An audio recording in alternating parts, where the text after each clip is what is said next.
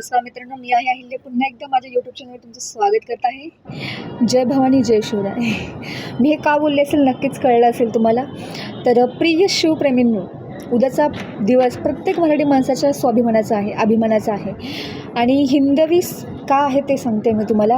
हिंदवी स्वराज्य संस्थापक आणि आपले प्रेरणास्थान श्री छत्रपती शिवाजी महाराज यांची शिवजयंती आहे.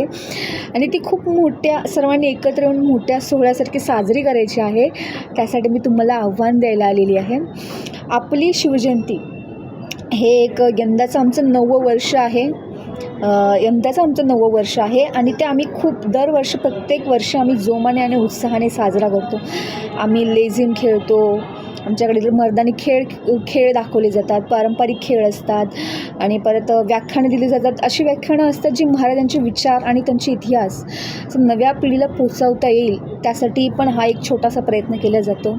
आणि 21 ताटांची महाआरती केली जाते.